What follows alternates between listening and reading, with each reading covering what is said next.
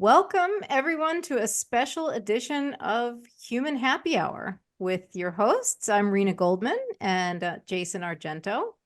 We're excited to welcome not one guest today, but a whole panel. In honor of Autism Acceptance Month, we are speaking with experts to learn more about autism, neurodiversity, and what acceptance and self-advocacy can look like today.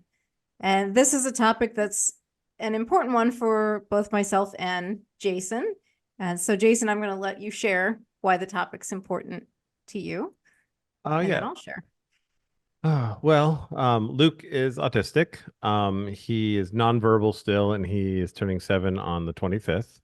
I lucked out. He's got the most incredible demeanor in the world. He's just a little sweetheart angel that is not, to this date, still never had any tantrum or anything, and it's wonderful.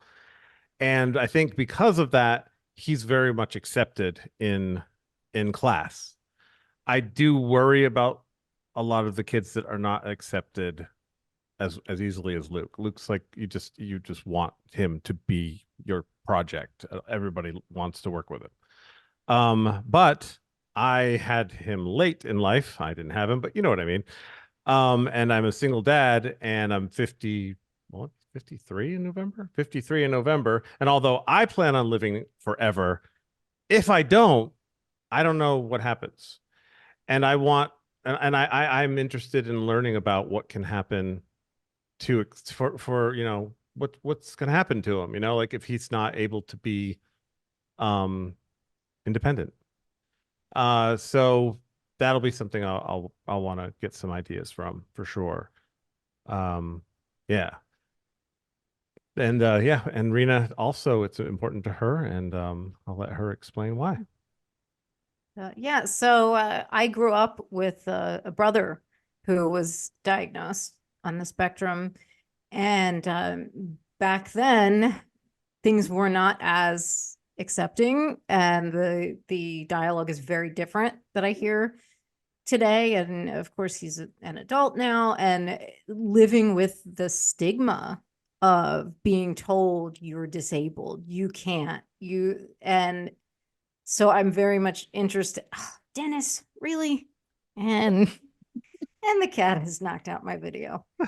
I'll keep talking while we make the adjustments. So I'm Dennis, move your butt. I'm not editing any of this out. This is not at all a topic that I would laugh through, but this cat. And so anyway, so my brother's an adult now and very much still struggling with this acceptance and being able to kind of just live freely and do what you want to do. And he just has that internal narrative of you're disabled, you can't. And so I'm encouraged by the ways in which I hear neurodiversity talked about today. And I'm also wondering, how can we help maybe some adults that grew up being fed that narrative? So, and it's interesting because Jayson and I will talk, and I'll talk about like Luke's experience of being integrated into a class and how thoughtful the teachers are versus what I can remember from my brother and like stories that he tells. And it's like night and day, and it's great for kids today, but also it's like, how do you help those adults that are still struggling with those feelings? So now that we've both shared, let's welcome our panel. We've got some really wonderful guests, and I did my best to distill everybody's bio. They all have lots of credentials and lots of work, but we don't want to hear me reading bios for 20 minutes. So we'll start with Hope. Hope Morris-Baldridge is a clinical instructor in the MSLP program at the University of Southern California, a certified speech language pathologist, and a published researcher. So welcome, Hope. Thank you. It's so good to be here. Thank you, Rena. And Jayson pointed out earlier, this is Hope's second appearance with us, so we're glad to have you back. It is. It's good to be back. It's good to be back. Thank you. Okay, so now we're going to move on to Jessie and Chris. Jessie Ginsburg is a speech language pathologist specializing in sensory processing and autism support. She is the founder and CEO of Pediatric Therapy Playhouse, a clinic dedicated to serving children with communication disorders, including those on the autism spectrum.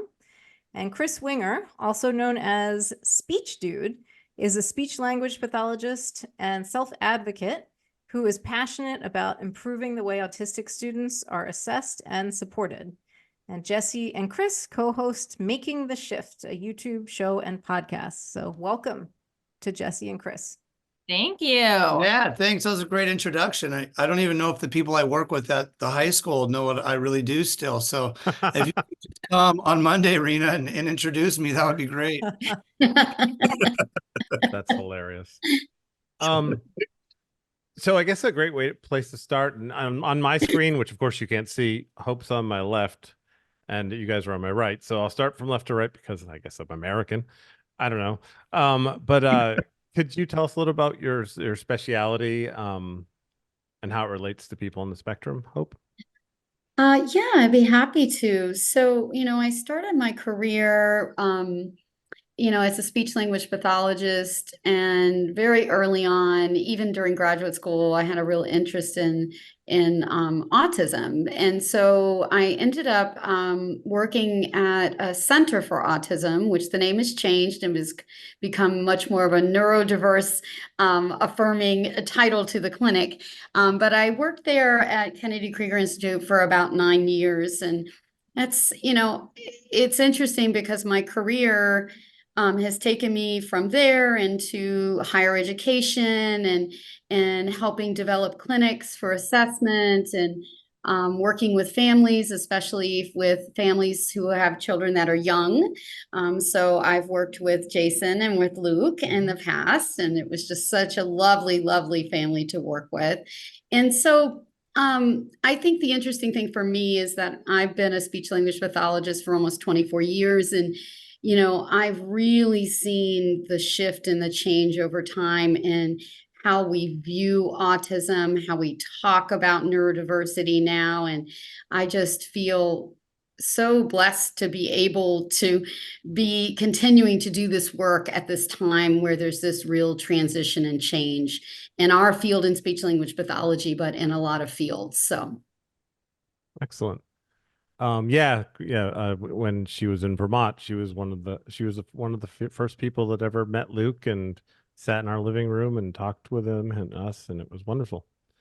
Okay, let's see. How about Chris? Can you go tell us a little bit about your how it relates to the spectrum? Yeah, absolutely. At some point, we're probably going to talk about self-advocacy as we journey on our conversation, and I'm going to do that right now with what I teach my students. I sometimes will hear a topic and maybe it'll be loosely connected and I go off on a tangent. So I'm advocating right now by telling you that so you don't get confused during this conversation.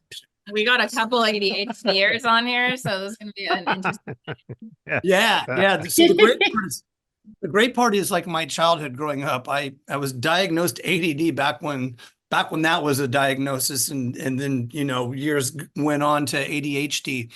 There's more current research. It's called the diversity of social intelligence, and it ties into the double empathy problem from Damian Milton.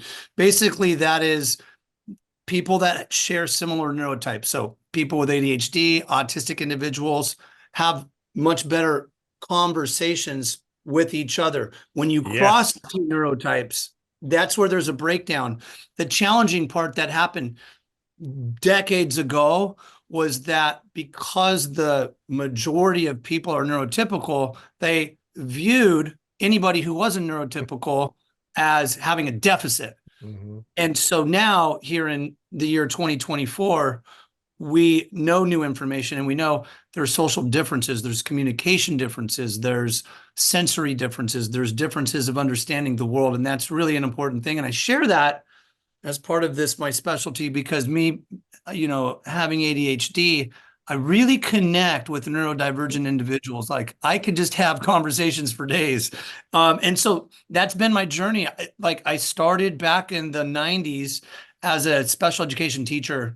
And then I journeyed into speech pathology a few years after that, and really worked on a smaller scale with students, groups, sometimes individual, but mostly consisting of groups of 2, 3, 4 students, and just over the years connecting in that type of way. And so that's how I really got involved, was just having parents in education and me becoming a teacher. And then it all just kind of came full circle. It's kind of cool. So, so it's been a helpful thing. I think me being neurodivergent has led to having some unique perspectives on things. Yes, I understand that. And I was going to say you're a high school SLP. Did you say that? Or did they? I think I dropped it in there, but if I didn't, high school SLP. So I work with teens. Oh, I wow. work with young adults. Yeah. I work with teenagers, and that's just a lot of fun. That's my passion. Teenagers and young adults. So I work with transition programs as well. So 18 to 22. And I really like to focus on ways to just help navigate the social complexities while giving those skills for, a daily skills that they need to help themselves and get the supports that they need. I'm just making a note of a question I need to ask you later. That's fantastic. Yeah, so Chris and I sat on the board for California, the Speech and Language Hearing Association board, which is how we met. Yep. And the rest is history, but we were going to start speaking together, and then speaking and working on a presentation turned into like dates, and that turned into some babies later, and here we are. But Yeah. it's funny because he loves older students and working with older students. And like, I would not have any idea what to do. I used to call him when a 12-year-old would walk into my clinic and say, okay, what do I do with this kid? I need help. I'm stressing out right now. Give me a baby and I will have the best time. And also I'm very jealous. I want Luke. So say, Don't we all? He's amazing. I do need a little break now and then. yes, we love children. We do. So, we also have 4 kids, 7 and under. So our youngest just turned 1. We have 4 boys, and we always joke because it's like we are practicing what we preach every single day. We are practicing co-regulating, occasionally co-escalating on accident. Yeah. But it's just like an everyday thing, getting to practice what we teach to others. 4 kids. Doesn't Jim Gaffigan said he has 5 kids, and he said, if you want to know what it's like to have 5 kids, pretend you have 4 kids and you're drowning and someone hands you an anchor. Of course, he said it better than I do. That's pretty good, though. It's exactly correct. All right, and Jessie, do you want to go on about how your specialty relates to the spectrum? Sure. Yeah. So I've always worked in private practice, in clinics, and from the very beginning, I was an SLP assistant before grad school, and that's when I was introduced to sensory. That's when I was introduced to collaborating with occupational therapists, and I was like, man, I gotta learn this. When my kids are regulated, it's like literally turning a light switch on. I mean, I could just see the difference in their eyes between just sitting at the table, being at a speech session, and we took the child into the gym and put him on the swing, and oh my gosh, he's talking to me. Like, this is amazing. And I did a ton of continuing education for sensory. I actually went, Hope, to the sensory program at USC.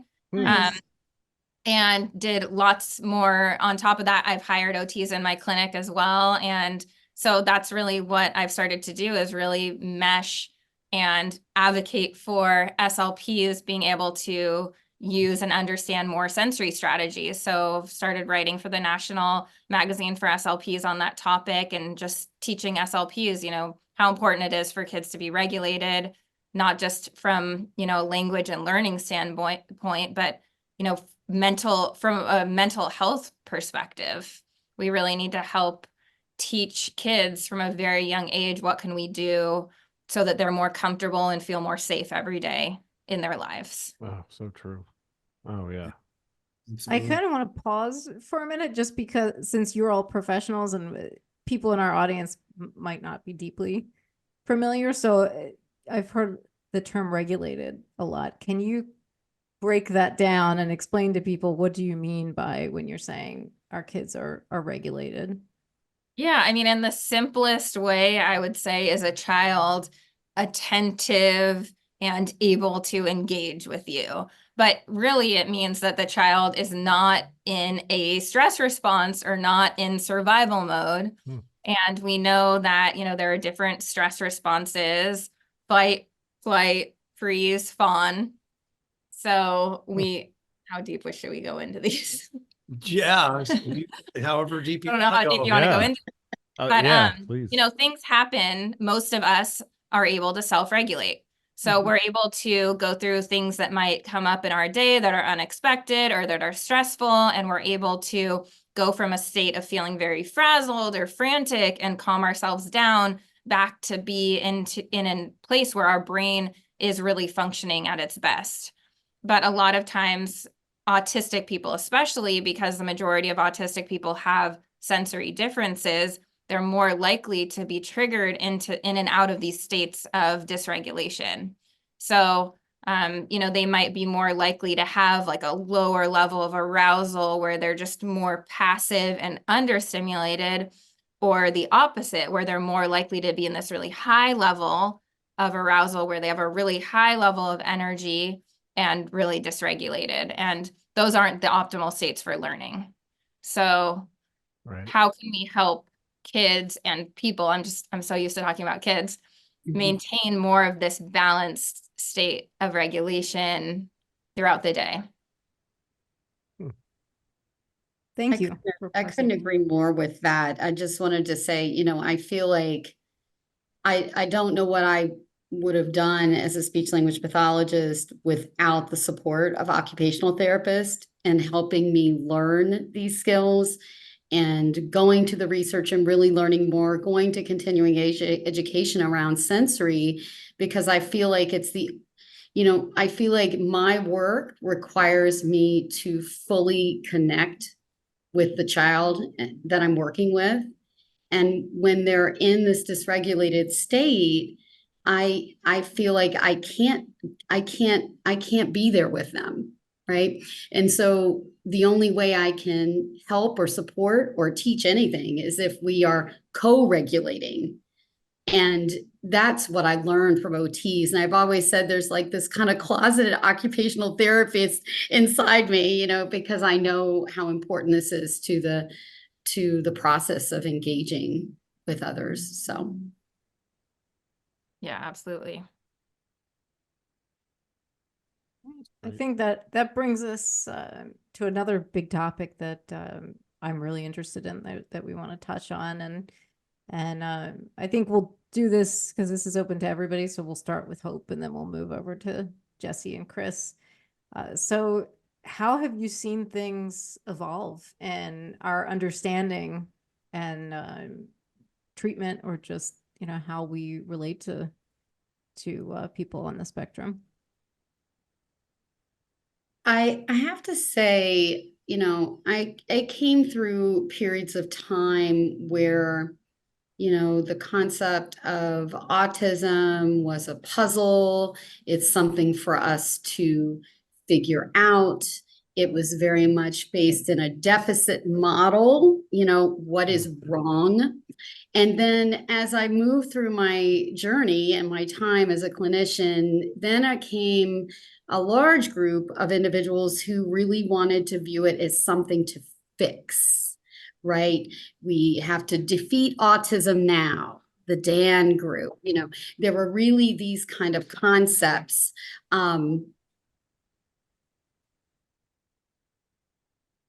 you just went. Your mute. volume might have cut Sorry. out there. Oh, there it goes. I apologize. So, you know, I think as through my career, I've seen this process of moving from much more of a deficit model. How do we make people with autism more typical.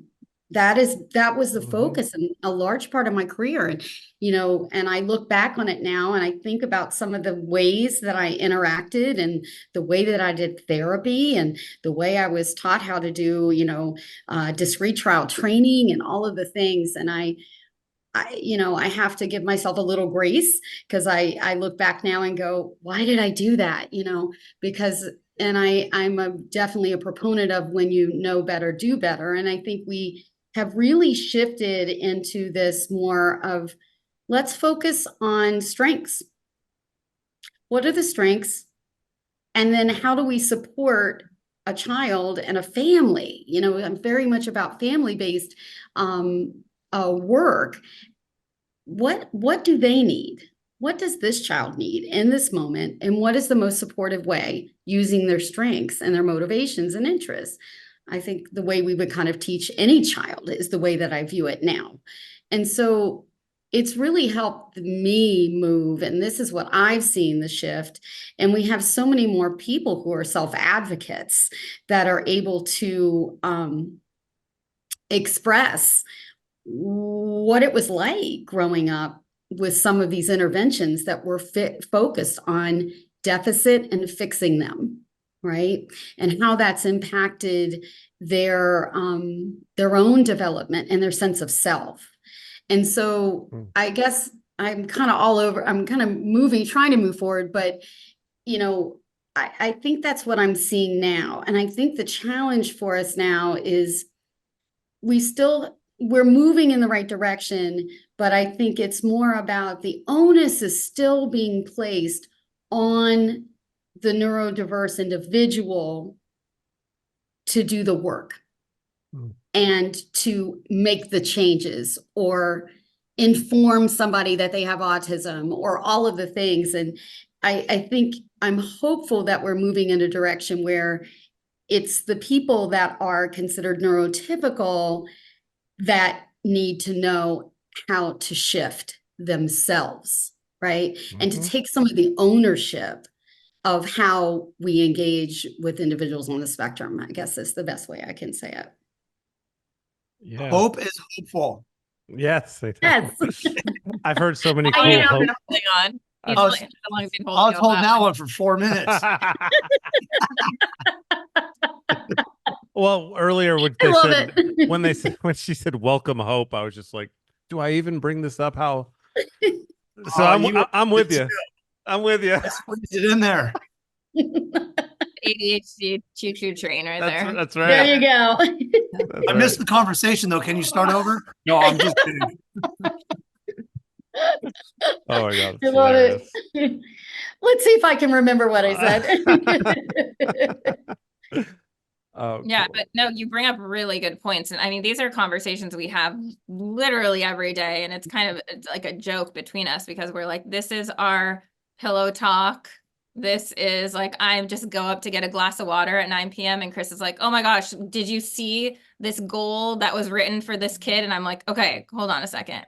But this is our life, and these are conversations we have every single day. And I think you bring up a really great point, which is there's so many self-advocates out there now helping share more information. And I think for us, that's been so transformational is look how many people are now out there and willing to be online and share their stories. And we've just gotten to connect with so many autistic individuals, professionals. I mean, I've hired autistic colleagues to come train my team. I've hired autistic therapists to speak inside my programs. I have an autistic therapist who is a mentor for an online membership that I run, and we do calls together every month answering questions. And I think it's just one of those things where we need to be speaking to the people who have that lived experience, like you mentioned. And I mean, the stories are it's just so beyond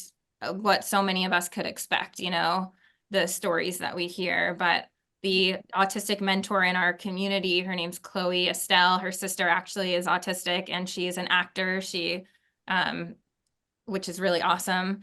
And she talks about, her diagnosis came like in her pre-teens, I want to say. And it's just hearing the stories of, you know, having been through lots of different types of therapies, what was helpful, what is helpful now. She's a coach now at local, so I get to refer to her, which is awesome. Yeah. We have an autistic friend we made, and we flew her out here to work on a project with her. And she got her diagnosis at 35. And she said that she didn't know really anything about herself, her sensory needs. She would every day be holding it all in because, you know, as you stated, Hope, the world is not set up for neurodivergent people. So she would hold in everything all day, and then she would come home and every day of her life experience a meltdown. And she started learning about herself and what her needs were and started making some tiny accommodations. And I mean, these are things that could be so small, like as simple as bringing Apple AirPods to put into her ears to drown out the sound, to going to doctor's appointments and telling doctors, you know, those lights are really bright. Do you mind if we could just turn one of them off? Preparing scripts for going to the doctor because she would be really anxious when doing it. And it's like these changes, they don't have to be massive. They can be small changes and still make a really big difference in people's lives. But something that we constantly say is, you know, our goal is to change the environment, not the child. And how are some ways that we can be doing that better? Right, absolutely. I think that's the big part of evolution between understanding as well as treatment, because treatment is not necessarily treatment. It's more of a, what are the supports and the accommodations that I can provide to have this individual live a harmonious life. And that's been kind of a revolutionary understanding for my own self, because when I first started, it was just so different, you know, 25 years ago, where it was pretty taboo, you know, and then and the treatment back then, as Hope was saying, it came from a medical model of disability, of viewing deficits and how do we fix and change the individual for who they were. I was thinking about, is it Dennis, the cat? Oh, yeah, the cat is Dennis. Dennis. Oscar. Oscar. Oh, it's Dennis. Oh, Yeah. Oscar Deodato. I'm gonna think it's Oscar all the time now. Oh my! I was gonna say Rena wouldn't like we wouldn't take Oscar Dennis and and put him on a leash, take him to the dog park, and then say, okay, we're gonna play fetch. When you come back, I'm gonna teach you how to bark. Yeah. Because then what would end up happening is Dennis would to reflect back and say, I'm just not like these others, and I've been constantly told that I can't be a cat and I have to be a dog. And the more you do that, the more Dennis is not going to want to be with Rena anymore. He's going to be like, oh, not going to that house. They keep teaching me to try to bark, and I like to meow. Right? Dennis does play fetch, though, I will say. This is amazing. He also recycles. He lives Oh, with a sorry. dog, It's and true. so all of these things. I love Strange it. household. Does he bark? He doesn't. No, he does not bark. Okay. I was like, wait a minute here. We could like create a for this cat. Just destroy your point completely. He I barks. was going to say that analogy is maybe just, I don't know. Well, how about this No, one? Dennis is masking. He's learning how to mask. Dennis gives Oh, masking. yes. Dennis is Yeah. like, all right, I'll do it for the reward at the end. Mhm. Mm. Yeah. If you do this, then you'll earn this. Get 5 stars, and then you're going to be able to get your cat food, your cat litter. God. Not cat litter, cat food. But anyway, so yeah, it's where we're at now with the neuroaffirming practices and approaches, is to recognize what the strengths are, while also understanding that there are challenges and difficulties, and what are the supports that we can put in place to help that individual out. And a lot of that starts too with parent education. So Yeah. Well, it's funny because everything you just said, I don't know where it is, what it's like in every other place in the country, but in Vermont, in Essex Junction, Luke is still in, regular class.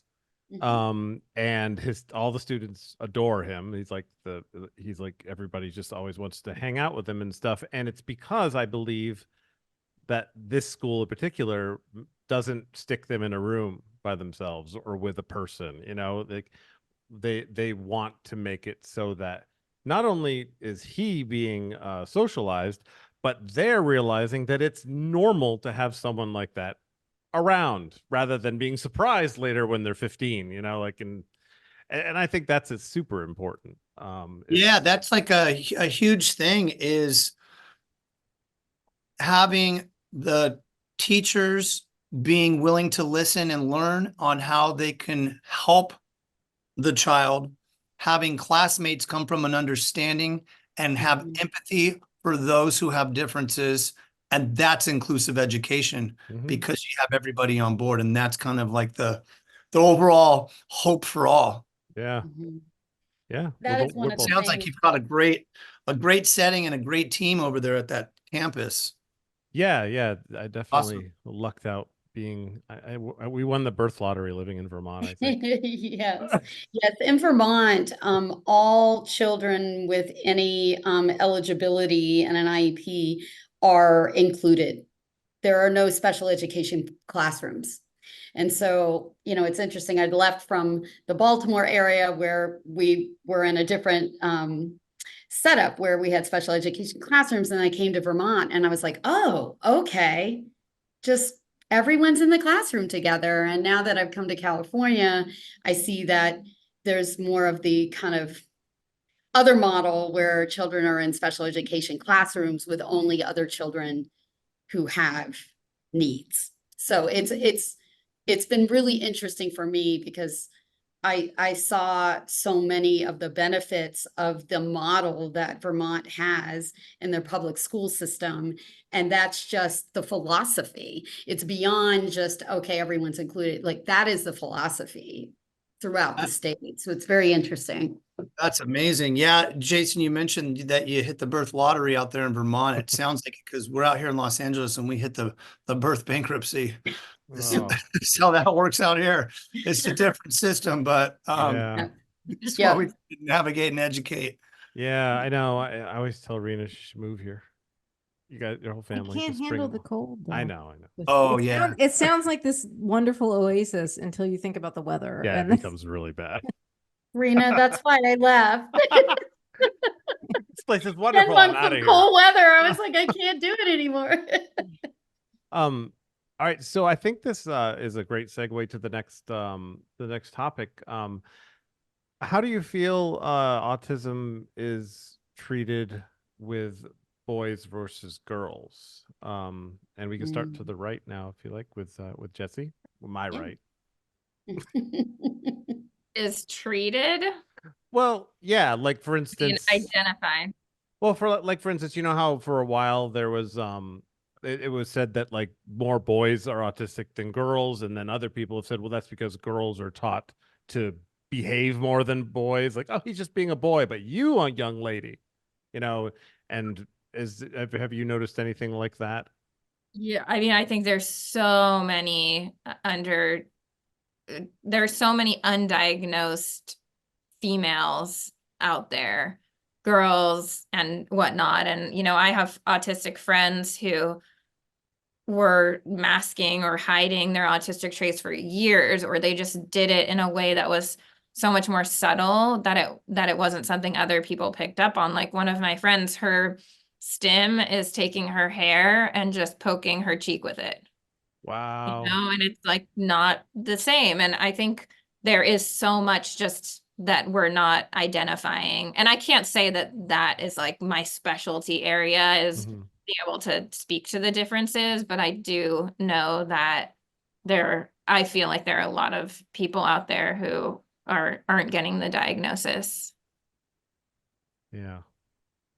You know, I agree, you know, over my time in my career, kind of, I think the issue is when we go to the literature and we go to look at the research,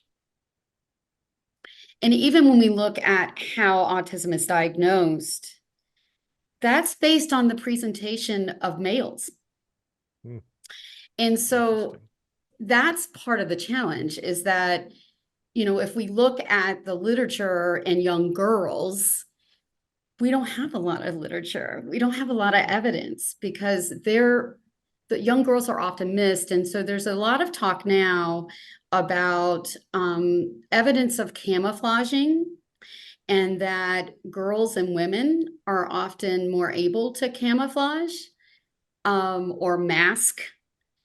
And although they may have very similar symptoms, their symptoms can be somewhat different in some ways. Like boys tend to have more challenges in motor skill development, and that may not be always so obvious, but like these kind of issues with motor planning and coordination, whereas girls may not as much have that issue. So there's different presentations.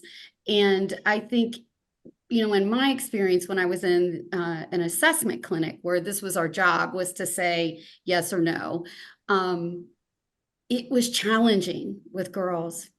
And what I often would have is say, I think she's on the spectrum, 5, 6, typically, not younger usually. And then they would go back to their school system and the school district would say, absolutely not. She's not on the spectrum, but she is, you know. And so, and when I was in Vermont and I was working in that clinic, that was my challenge, because I thought these are the girls that are not going to get the supports that they need, that end up later in adolescence and adulthood finally getting their diagnosis. And they've had all of this period of time of their life where they may know they're different, but they think something's wrong with them. And so it's been a real challenge for me to kind of see that. And I am seeing a change over time, that we're starting to really identify more girls. But like your experience, Jessie, is that it's often adults that are getting their diagnosis, and they are able to talk about, wow, I just thought like something was, I don't know, something's wrong with me. Like I just couldn't get it, you know? So that's been my experience, kind of working with women and girls. And in the clinic I used to work in, we had a fair number of 18 and older come into our clinic because they didn't have another clinic to go to get diagnosis, and they were typically women. Interesting. Yeah. So what does that mean for somebody in terms of quality of life or access to things, getting a diagnosis versus like when there's a refusal to diagnose? Can you all speak to that? I will touch on that a little bit. Yeah, I mean, there's just a couple thoughts that come to my head.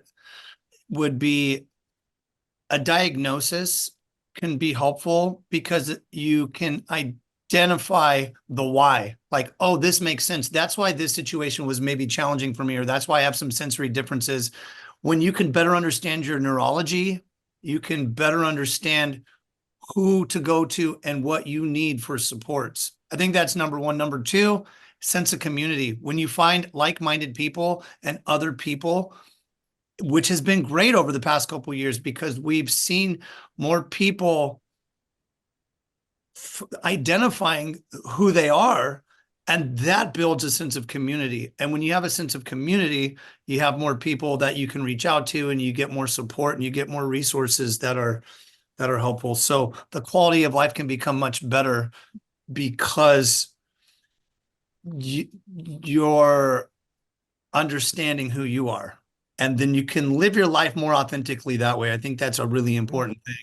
When I share that too, kind of back to that other topic on boys and girls, I work with the teenagers. And so as Hope was saying, a lot of the girls that I work with are pretty good at, whether it's subconsciously or consciously done, they mask, they camouflage, they're hiding their autistic characteristics and traits. The challenging part with that is that if you constantly become a people pleaser because you're buying your safety, so you're constantly saying yes to everybody and hiding who you are to try to blend in, that breaks you down over time. So you'll see more mental health challenges in the adult years because you get to a place of burnout and feeling exhausted because of that. And so I think that's really important to have that diagnosis as well. So you can say, okay, so this is who I am. Now, how can I advocate for the supports that I need? And how can I set boundaries for myself? And how can I reflect back on when a no should have been a no? That's really important. A yes. And a yes. When a yes should have been a no. yes. You- When a yes should have been a no. you said- No, but when a no should have been a no, because a no sometimes becomes a yes all the time. You become a yes person. That's Oh, I was wanting thinking responses. the opposite. I know you were. You guys know each other, right? I just, yeah, I just a little bit. I love your Speak. chemistry is really awesome. I really like it. Yeah. I was thinking the same thing as him though, because I think that there's like the standard answer of, well, a diagnosis gives us access to services, and like, yes, amazing, of course it does. But I think ultimately we see so many other benefits that you almost can't even describe. I would say the number one thing I hear from families and from people getting diagnosed is it's a sense of relief. Mhm. It's this all makes so much sense now. And people constantly saying, I wish I knew this earlier. And it's just really feeling like you understand yourself. And, you know, we have a friend we were just talking to last week whose son is a teenager going through a diagnosis right now. And he just feels so lost, and he wants that. He wants a diagnosis because he wants to feel like, what is my identity? Who am I? And why am I not fitting in with these people? And but I'm fitting in with them. And, you know, it's just, it all comes back to mental health and how we can really prioritize emotional well-being of people. And that is starting at a very young age, you know, and I think that's where thinking in terms of, you know, the neurodiversity paradigm, where that's so critical, and how that could start from the beginning, how it could start from early intervention, you know, because the way that we talk about autism is going to affect the way that a parent perceives their child.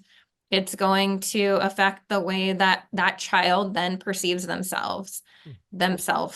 And it's just so critical even from that young of an age. So if we could really teach families and have these conversations about what does neurodiversity affirming care look like, and how can we honor who your child is and support their strengths while also helping build on their challenges, and how can we support them in those areas, then it can become so much more of a whole child approach, where we're not just thinking about how can we get them to reach this goal in therapy. You know, our job is so much bigger than just inside these walls of this office. It's how can we help this child to lead a meaningful life? Yeah. I love everything you just said. And every time you all talk, I just think back to like my brother and growing up watching that, and now thinking about him now, who like, he does incredible things. He's got an anime podcast. If my computer breaks or does something weird, I don't know how to fix it. I immediately call him and he explains it and he fixes it.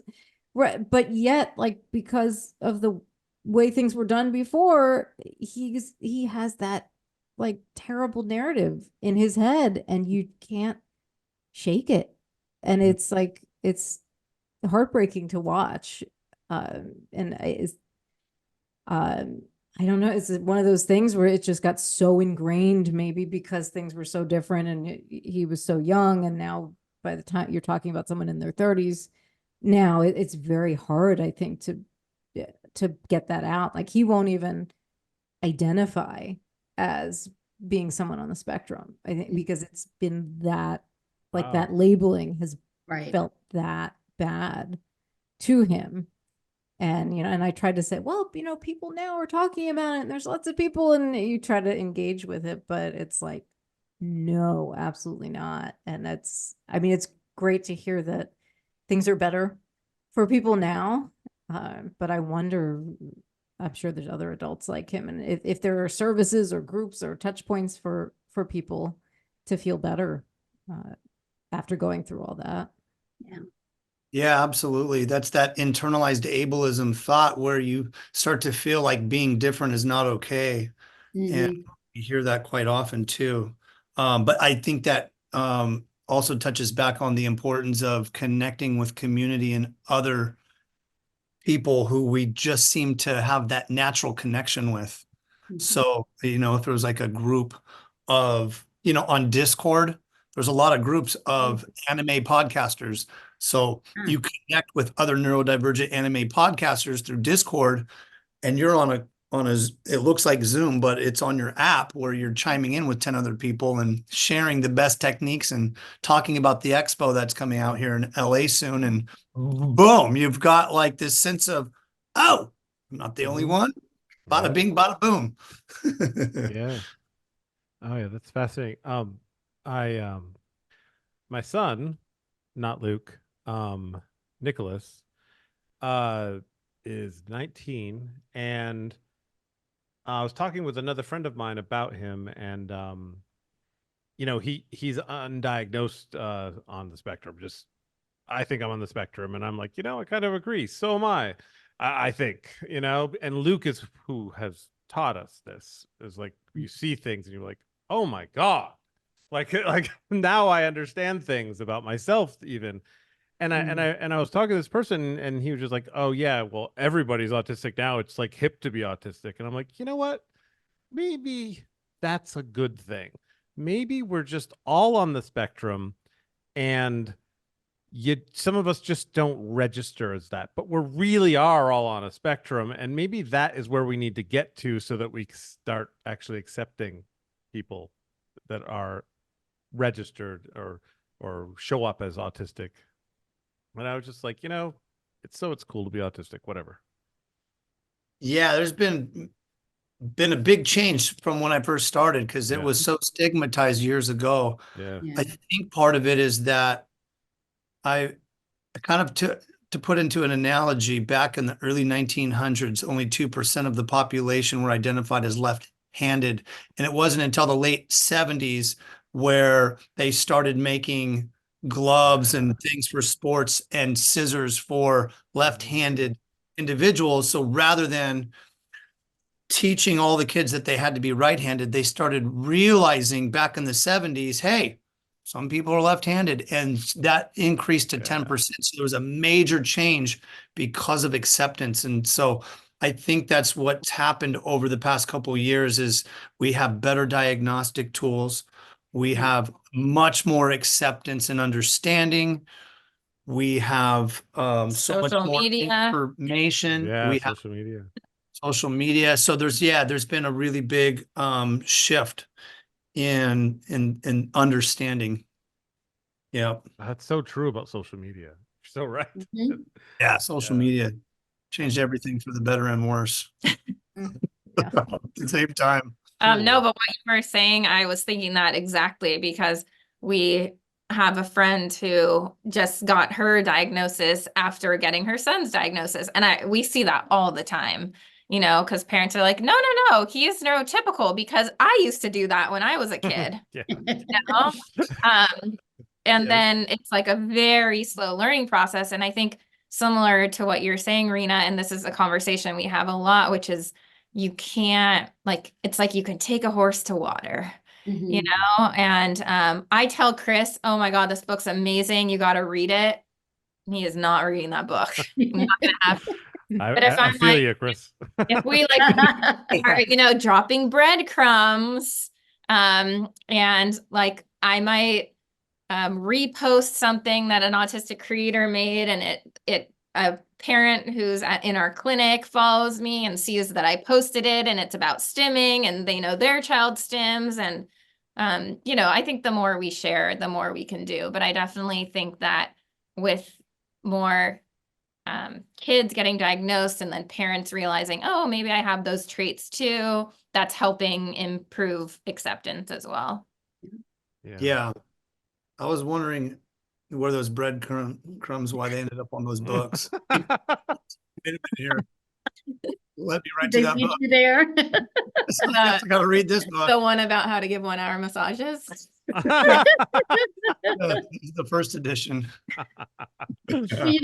I think about this, and it has been my experience as well, where, a parent and or other family members may come to some realizations after a child is diagnosed. And, I find that to be a real positive. And I mean, I think back, Jayson, to meeting your family and meeting Luke and going through the process of diagnosis. And then I was lucky enough that you had me in your home to provide you some help and support. And while I was there and I was working with you and Luke, it was just to be able to stand back and watch the way you are able to connect with Luke. It made me realize that I think your own neurodiversity is why you have that connection with Luke. Yeah, I mean, we it's connect. really intense because I feel like you really understand him. Oh right? yeah. I don't push him at all. I go, I remember Yeah. being frustrated like that. And you know what? If you don't want to eat right now, we'll eat later when you're hungry, because you're gonna, and Yeah. like, it's just, I don't try to do anything my parents did, because my parents tried to change me. They put me Oh, in the yeah. resource room. I was Yeah. what was it called? I was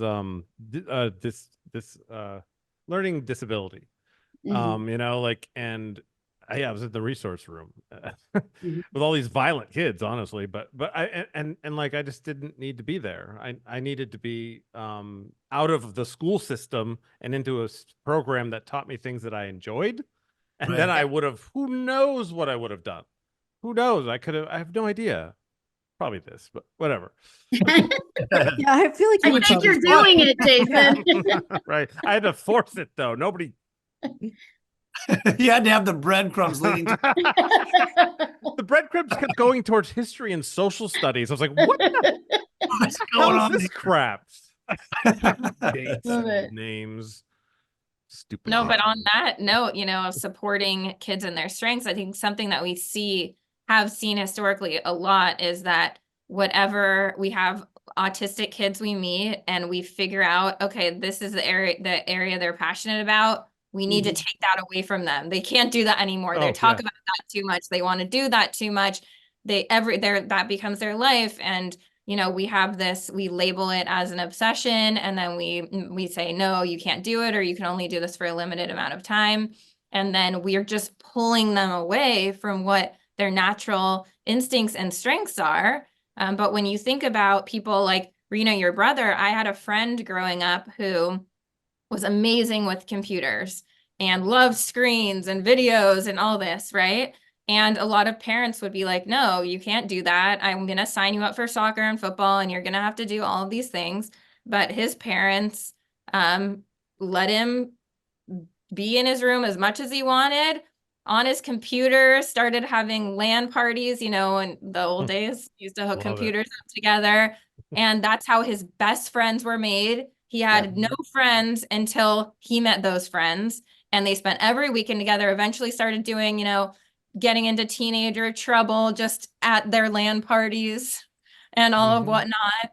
And then went on to build robots, so Wow. it's such a difference of like, how are we nurturing our kids and how are we helping to cultivate their interests from a very early age, because we don't want to be taking that stuff away. We want to figure out how can we help this child grow and develop skills from there. Yeah. Jessie, that really made me think as I was hearing you talk about that example. And I do this when I'm teaching students, and I've had these discussions that we sometimes have greater expectations for a child of whatever age than we would for a neurotypical child. We would never think about removing the interests and motivations from our children, right? If they're interested in it, we want to cultivate that and nurture it. And so I find it's just fascinating to me that that is kind of what it is done sometimes, that we have expectations that are just, we wouldn't expect from any child of that age. And so I'm always, when I'm teaching with my students, I have to remind them, like, what would we expect a typical child of this age to be interested in or to do? Or, will we expect them to sit in the chair for the next 5 minutes? No, they're not going to sit in the chair for 5 minutes. So that's not appropriate developmentally. So it really made me think about that as you were saying that, like what, and in my head I was going, why would you do that? Why would you take those things away? It just doesn't, it kind of doesn't make a lot of common sense even. So. Yeah, and I think that we have to also know that this is coming from parents who are very well intentioned, of course. Yeah. And it's funny because what you said, Jayson, you said, I'm doing the opposite of what my parents did. And we tend to do that as parents. We either do exactly what they did because we loved it, or like we hated that, we're going to be so different. Yeah. Right. So it's like we make these decisions out of love. Like, oh, well, I never played sports and I was never athletic, so I want my kids to be really athletic because I feel like I missed out on that part of my life.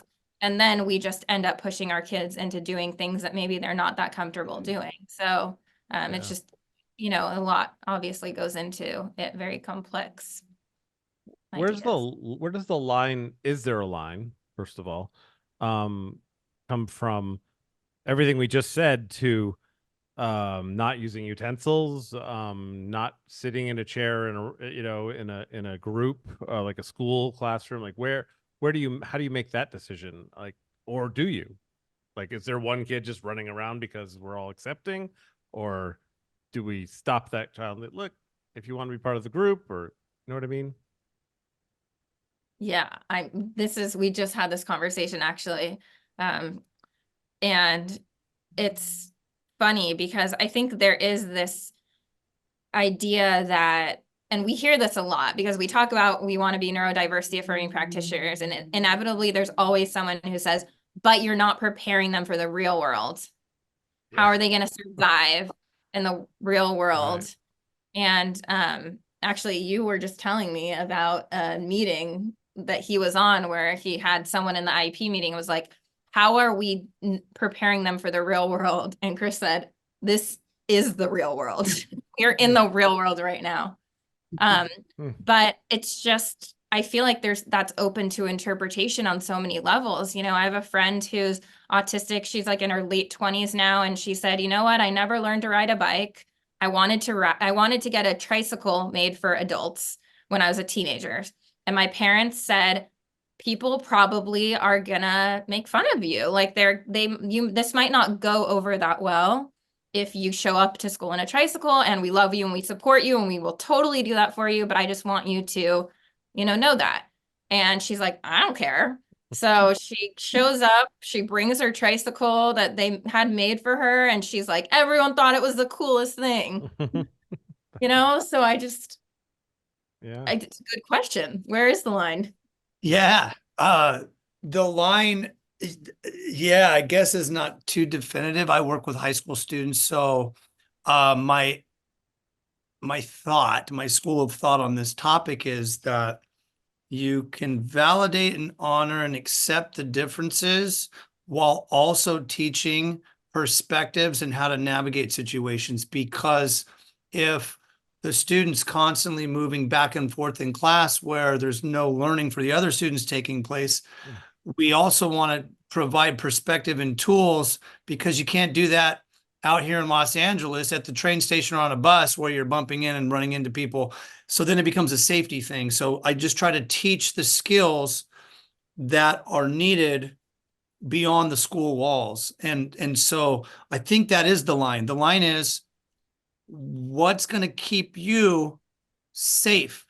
And so we teach those types of skills, health, what's healthy for you and what's safe for you. But again, there's not a definitive line. I just think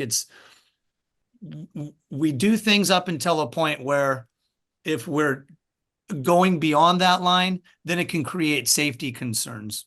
Yeah. And with that, something like a very common goal in speech therapy is perspective taking. Yep. And in the past, it was that we were writing goals for kids, like they will engage in a conversation with 5 turns going back and forth on a non-preferred topic. First of all, I can't get him to talk about The Bachelor with me for the life of me, but we're trying to teach our kids to talk about something that's not preferred. So, the idea is instead, how can we help them advocate for their needs? Like, writing a goal to advocate to change the topic of conversation or to end a conversation when they want to. Or what I was going to say about perspective taking, it's not how can I teach you to fit in with everyone else, all the neurotypical people around you. It's helping them to understand, like, you might have this perspective while someone else might have this perspective. Our goal isn't to get you to do that. It's just to get you to understand that both perspectives, and ultimately you make the decision based on what's comfortable for you. Agreed. That different perspectives exist. Yeah. It doesn't mean that you have to take that perspective. It's just that you have to know that it exists, right? Yeah. It is this kind of thinking about the line is, I think, Chris, you put it so well, like when it gets to the point where it's the health and safety line, then of course we have to make adjustments and figure out how to navigate through that. And I think especially as you're working with high schoolers in transition, that's a really important skill for them to have in adulthood, right? Like that's where that really is the most important boundary. Yeah. Yeah, absolutely. Like, because I have students who, sometimes the communication style is to be more direct, be honest, be blunt. But there's like with high school students, when you are talking about someone's appearance, when you're at PE and everyone's in their bathing suits and you're direct and blunt, that could get you in a lot of trouble for many, many reasons. So then we provide the context of why you can't be commenting on another student's body when they're in their bathing suit, because that can't happen now, and that especially can't happen as you get older. And again, it's providing perspective, as Jessie said, without sacrificing their autonomy. We're just saying, hey, look, this is the why. Now, so when you approach these situations, you can make your decisions based on the context and what I gave you. Right. Because again, back to a safety thing. Certain things happen to where you gotta be careful. Chris, as soon as you said that, I flashed back to like so many moments with my brother being blunt and just saying, and I'm like, listen, you can't, like, I get it. It's not that you're wrong, but like, well, let me give you this perspective. Yeah, like you can't say that to the waitress out loud, or you can't like, and usually it's just like, this food is, or just something just that is very blunt and rude and off the cuff. And it's like, this feels hurtful when you say this to somebody else, and just trying to explain, like, I mean, you can think all of these things, and I agree in some cases, but maybe we don't say them out loud to somebody because that has a consequence. Oh, absolutely. I had a student recently, as we're approaching the end of the year and prom coming up, and he came in and he told me that he had a girlfriend. He said, Mr. Wenger, I got a girlfriend. And I said, does she know she has a boyfriend? I love that. Not yet. I'm a whole hot dog. I've got some perspectives to teach to this guy. That's awesome. Does she know? Oh my God. She doesn't know yet. Like this is going to be a speech therapy session next week, buddy. Actually starting in 5 minutes. Oh man. Yeah, but those are the types of things to help navigate. Yeah, well, as a fellow member of the ADHD club, you probably had to learn to not blurt things out that came to your mind as much like I have.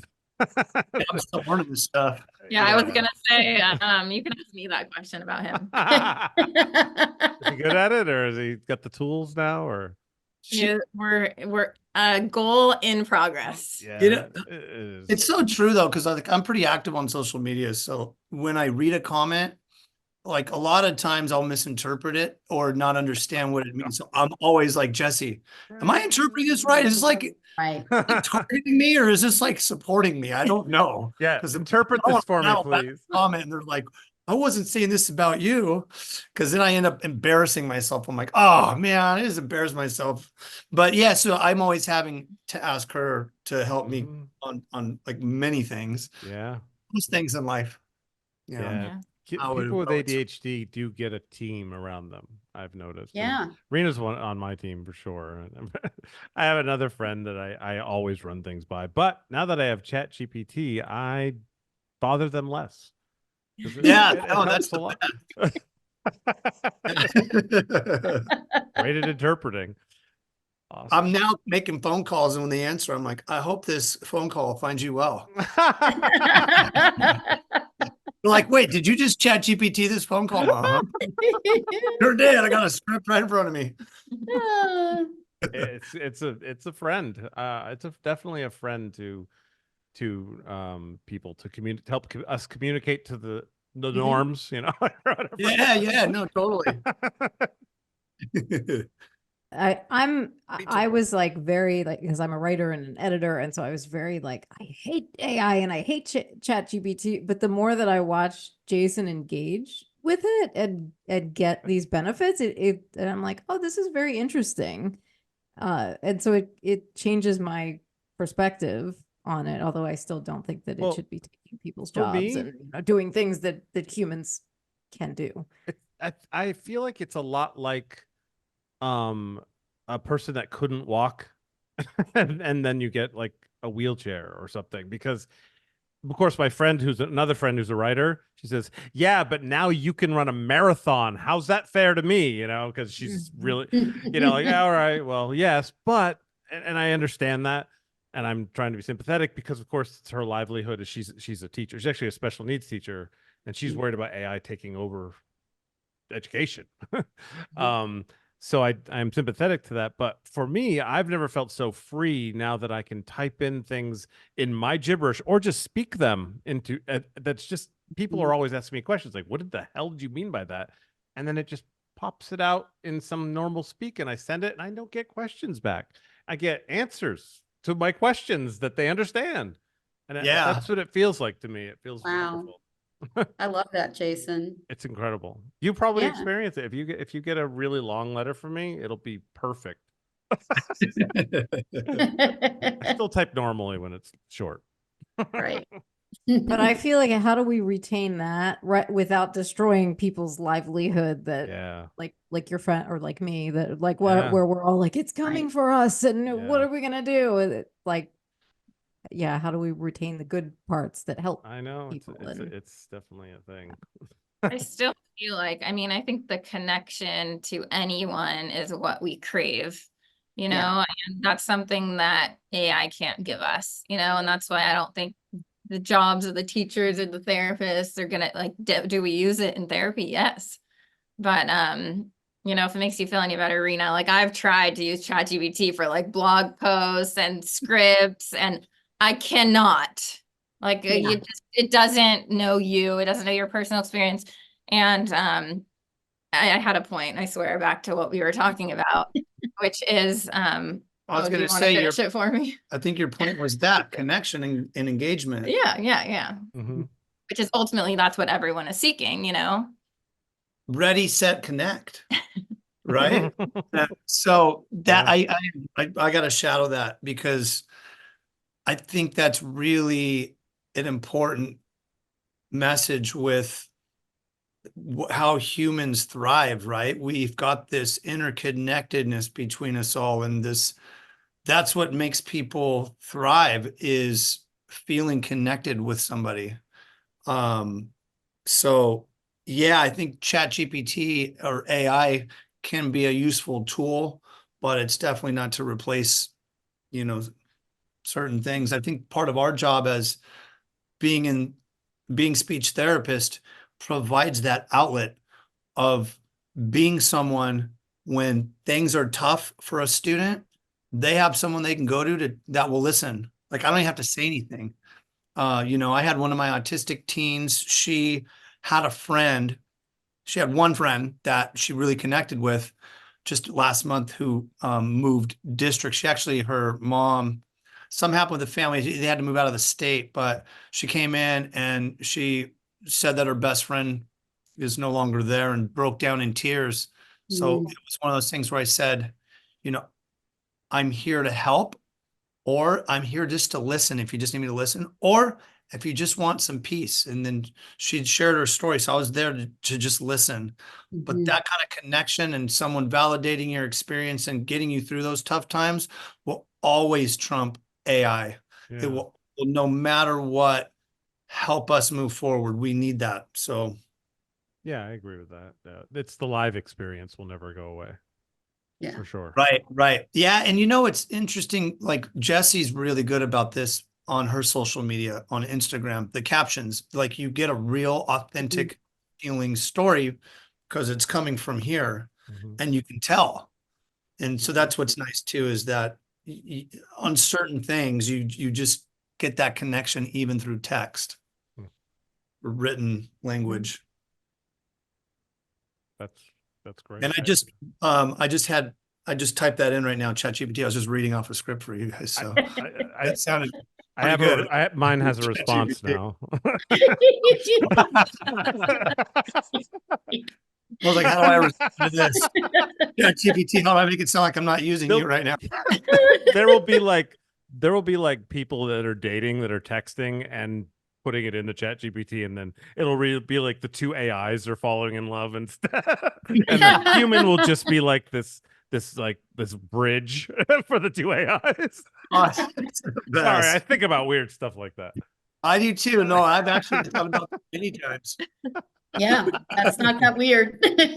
Yeah, if we lived closer, Chris, I think we might hang out. One of these days. Awesome. I talked a lot, Rena. I'm sorry. You can ask a question. She's just so patient with me. I'll just go blah blah blah blah blah. She's just like patient. Thank you. I'll wait for my time. I'm okay with that. And I will use my tools to give you your time. Yeah, which you've been doing better at. So I am. And then often how these podcasts go is like, we'll go down a whole nother, and then I'll go, well, let's redirect maybe and like finish the show that we might be doing on the topic. So I feel like this is a good time to redirect, because we kind of prepared several topics that we want to go over. So let's kind of touch on, I know it's our brains are so different, and it's just funny because I'm like, we've got to get back to the sheet, and Jason's just, oh, it's fine. I'm on your team, Rena. When we record our shows, I'm like, I had to get all these points in. He's like, what points? See, now you know why I advocate at the beginning, so that way you are already prepared that I was going to be going down a whole different journey than the other guest. Like I'm going way this way. You've been forewarned. Gave you the heads up. I do that too. Actually, I do that. Although I am already prepared for that journey with Jayson, and we've just sort of agreed that like it's okay for me to reset if I'd like to reset, and you know that's our. But I mean, I think it's good because too much of being rigid can be too much. It's impossible for me to sit through, so it's never gonna happen. Rigid. We found a flow. But anyway, I'm going to get back to this question sheet so we can go over some of these points. So what are some of the signs that parents might look for in kids to indicate that maybe we should seek a diagnosis, or your child needs some assistance? And can you explain how important it is to have that early intervention, and what are some of those key components to it? Yeah, I mean, we work with lots of little ones. We get kids as young as like, maybe 15 months coming into our clinic, because some of the doctors are amazing at referring for early intervention if kids aren't talking yet. But I would say, at least from the standpoint of little ones, we are seeing a lot of kids who just aren't meeting language milestones, or they are scripting a lot. So the things that they're learning are these learned phrases that they're picking up from TV shows, or it's like a child who can sing the ABCs perfectly, and they can sing all these songs, or might be able to repeat a script from a show, but they're not using language in other ways spontaneously to communicate. So we see a lot of those types of language differences. We see a lot of sensory differences. So kids who are, you know, go, go, go, lots of energy. And I mean, differences in joint attention. I always like to say, you know, because they're going back to kind of that medical model is previously we've always said this child has deficits in joint attention, meaning the ability to, you know, look from a toy back to their play partner and be able to visually reference back and forth. But we say now the more affirming way to say is differences in joint attention, because we know that autistic joint attention looks different than neurotypical joint attention. You can have an autistic child or person completely engage with you while looking somewhere else, and maybe they're just like randomly checking in with you. So understanding that, you know, that's the goal is not the 3-second eye contact goals that we all used to write back in the day. So differences in joint attention, differences in play, maybe like, you know, a lot of playing in the same way often, or lining up toys. And again, like you'll see how I'm using the word differences instead of like disordered everything and deficits in play and not playing functionally, you know, because ultimately what is play? It is what is fun for the child, right? So maybe for one child, lining up cars is more fun than pretending like they're going around a racetrack. Those are just a few things I would say we see off the top of my head in our clinic. I feel like, yeah, I feel like parents often kind of, you know, it's interesting if it's a family that is able to engage with other children that's around the same age of their child, that's where they see things that might be a little different. Sometimes it's challenging, I think, for parents, especially if it's their first child. They may not have that kind of what is considered a typical benchmark. Does that make sense? So in my experience, the most interesting part about it is that when I talk to parents, sometimes they've been to the pediatrician, they've had their screening, they've given, you know, here are some things I'm seeing. Is this a concern? No. They're going to grow into it. Their language is coming in, you know, things are kind of pushed off. But when I talk to the parents, once they get into the clinic, I hear them, they know, they absolutely know something is different.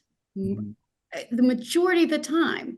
So, and they may have asked and said, like, these are some of the things I'm seeing. And sometimes they're kind of pushed to the side. And so I think the most important part is that if a parent is sensing that there is something that's a little different, not wrong, not a deficit, but something that's different, that, and I think my struggle is that sometimes that's not actually heard in the medical model. Like it's not always accepted. And I found that happening a lot for a lot of families, is their struggle to kind of get the diagnosis or to figure out what they need to do to support their child. And I mean, I've seen some shift in pediatrics. It depends on the pediatrician, really, about getting referrals in quickly, because there is the benefit in getting the early intervention, especially when it comes to communication and the development of whatever communication that's going to be, whether it's going to be using pictures or using sign language or using verbal communication. Like the earlier we intervene, the less we have that significant communication frustration. And I mean, the way I see communication is a human right. So if we think about it that way, the earlier we can provide that for someone, the better off we are. You know, the outcome is better. But I just kind of going around, but you know, I think that's been my challenge in a lot of my work, is the lack of sometimes listening to families and parents, because I always trust families. They know their child best. And that's how I approach pretty much all of the work that I've done. Is I'm I want, you know your child better than anybody else does. So where are we? What do we need to focus on? What fits into your family structure? What is important to you? Right? It's kind of always where I start, and then we build from there so that we have this good working relationship. Because that's the most important part, is that, I feel like it's this a balance of building a relationship with families and with children that is, it's all about trust. And so I need to know what's important to you and what's important to your family so that we can work together to support. And I'm hoping, Jayson, that's maybe a sense of what you had. I don't know, through the program that we did. Well, one of the things that happened with me, you always hear this. You talk to someone, I don't know, my kid's not talking yet. And they're like, I know someone that didn't talk until they were 8. And now they're a lawyer for NASA. And you're like, oh, okay, everything will be fine then. And you hear somebody else saying another story, so you push it off. But I had an app with milestones, and I was looking at them, and I was like, why not go get screening? It doesn't hurt anything. I that's my advice. Go get checked out, get screening, because the earlier the better. If they say no, it's fine, then no harm, but why not know? It's like getting a colonoscopy. Just know. You need to know now. Yeah, that just blurred. Sorry. That reminds me. Don't leave it at that. And with that, with the parents who are, I feel like not only do parents need to trust their gut and that parents know their kids best, they just always do. I feel like we oftentimes try to take that as the therapist, like, I'm the professional, I'm the expert, I know this. But in reality, like, that parent knows so much more than any professional. And it's the gut instinct more than anything. But it's the parents who are so on board, who make it so incredible for things to happen for their child. We have a boy who came into our clinic at 5, non-speaking, did not have a diagnosis, and his mom is incredible. She just had no idea. And we got him an AAC device. He slowly started using it. And I was in a session with him. I think he was like 7 maybe at that time. He still comes in. And I was talking to his mom, and I said, oh, his cousin was born. That's so exciting. Did he get to meet her? And he goes, Mia. And he said her name, the baby's name, and the mom just started crying. Yeah. Wow. And it's like, he says new words all the time now, but we're still using his AAC. And, he was just in here, and we had another little boy in here, and we put them together in a group, and we played together. And, back to the conversation about what does acceptance look like, is we're modeling on this little boy's AAC in this group with his peer who's the same age as him. And it's the cutest thing, because we're modeling phrases for him. And every phrase we modeled, the peer would repeat the phrase, so it was like the best thing. But it's just the only reason that child, I feel like, has made so much progress is because of his mom, because the school said, this is our device. You're not allowed to have the password to edit the device. And the mom said, no, I need to be able to edit my child's device. That is like a requirement for me. And she went through and she got permission to do it. And she was so on top of it, and, set up meetings between our clinic and the school. And it's just that parents make such a world of difference. Absolutely. Now, what is that? An EAC you said? Or I'm sorry, what was the acronym? AAC, augmentative and alternative communication. So, oh, okay. Like this Luke was, uses LAM. LAM. Oh, yeah. This was Okay. an iPad with a okay. communications program on it. Yeah, that was amazing when Luke started using that, for sure. Learning. Yeah, that's awesome. Yeah, it's crazy. Yeah, wow. Okay, that makes a lot of sense now. Okay, Sorry, when you were saying about the talking about when the child said the name, it got me a little bit. So I'm tagging Rena in.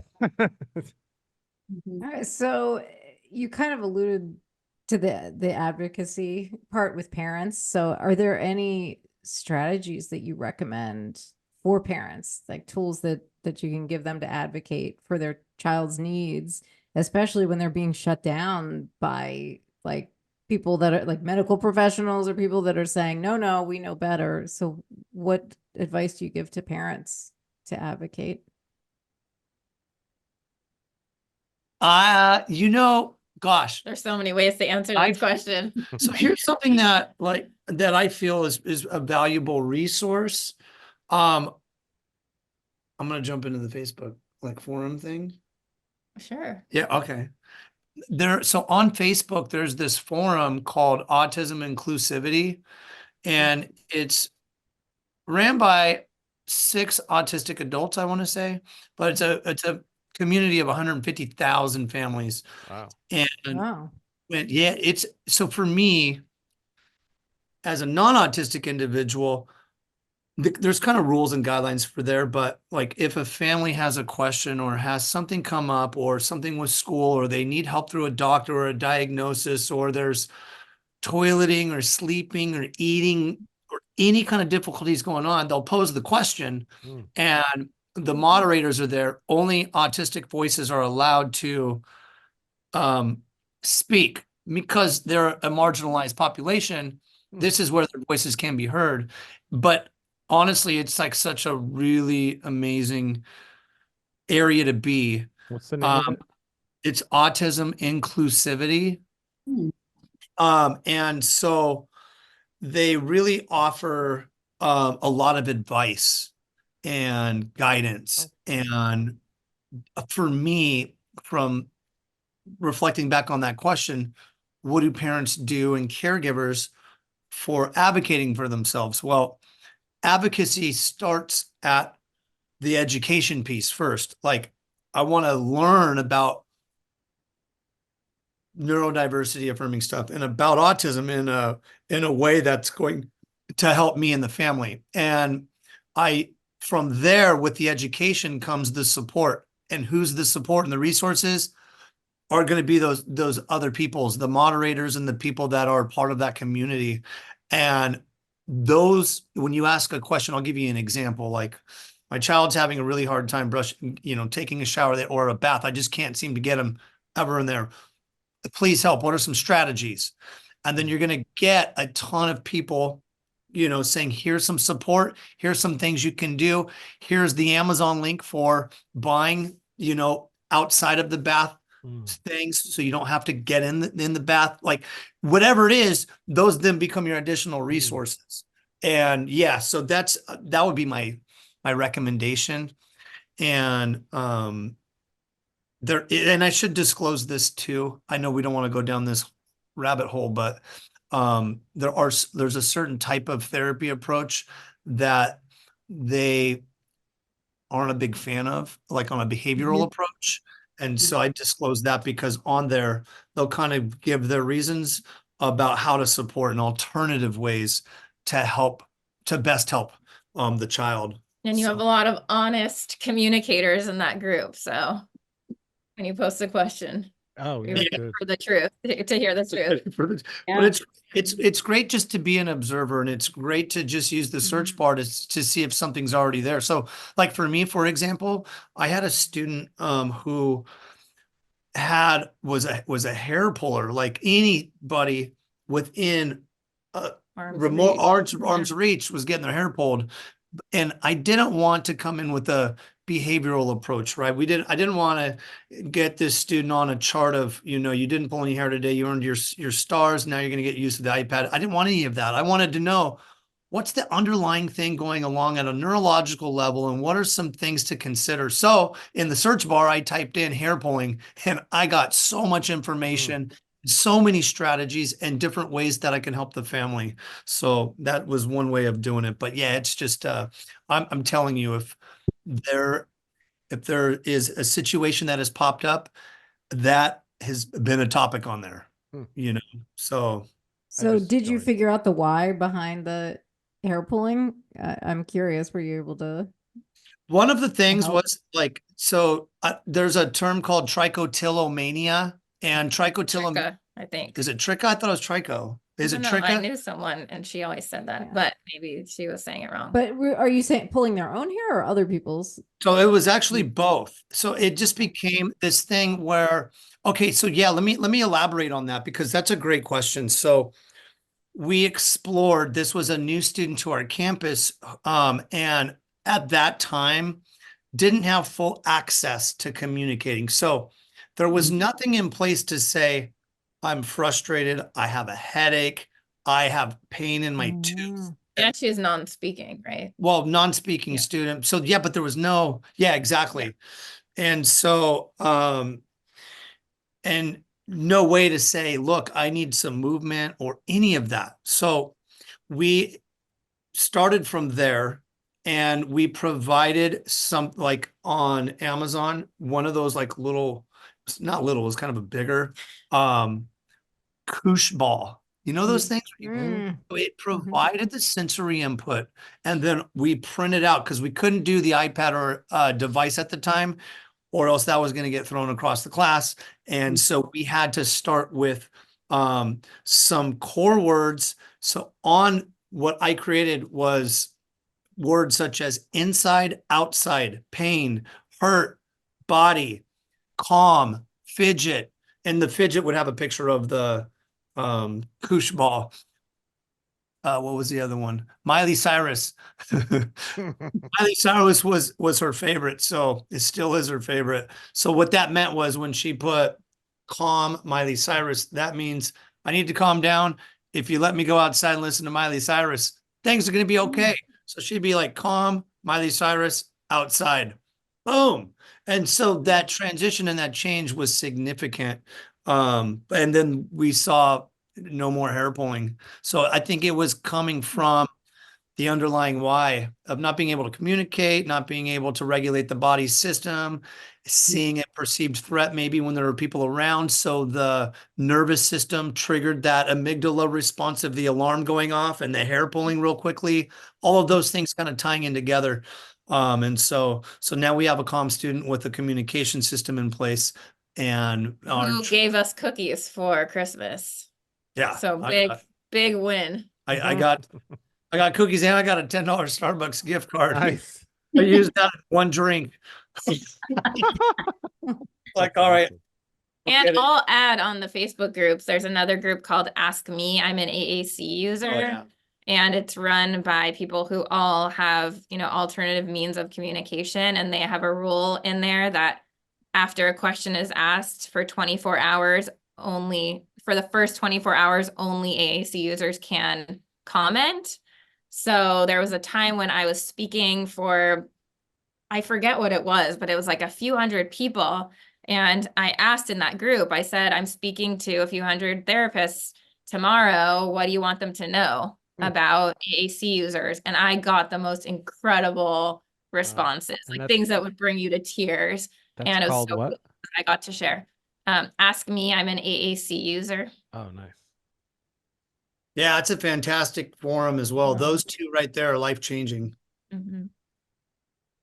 The other one I've been on is the ASON, the Autistic Self-Advocacy Network. That one's been a very hopeful site. And I feel like as a therapist, it's so important for me to hear those voices and to continue to help me better understand, right? Like I can't support you unless I really understand kind of what you're going through.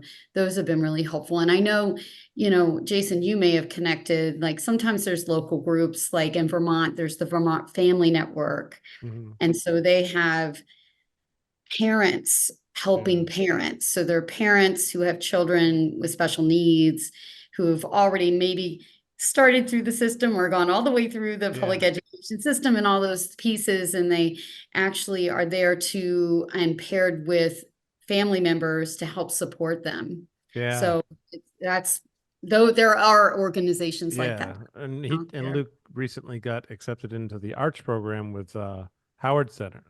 Yes. And that's amazing. Yeah. Um, Good. Yeah.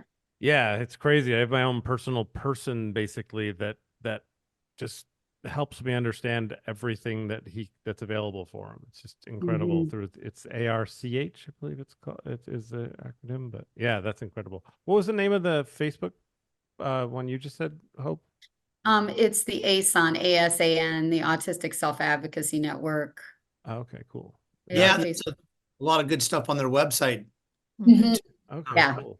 I'll put all these in the link to in the video too. Awesome. I Yeah, think on the perfect. other, on the idea of how parents can help self-advocate and what they can use, I think that starting to build their tribe or their community of people who support them just makes such a world of difference, because parents often feel like they're doing all the things they're supposed to do, but everything feels so disconnected and they just don't feel like it's like they're in a rowboat and people are all rowing in different directions. And, we'll have parents, or it's like, it reminds me, there's like studies that show that in a job or a company, there's people who love working there, people who just feel okay about it, and then people who hate it. And it's much better to put your energy into the people who feel okay about it and get them to love it, instead of putting all of your energy into trying to get the people who hate it to just feel okay about the job. And that's what we tend to do. And I feel like that's true in so many areas of life. Like, we tend to, like, a lot of families, I think their energy will just be sucked from them by trying to convince someone who has completely different views to help their child in a completely different way.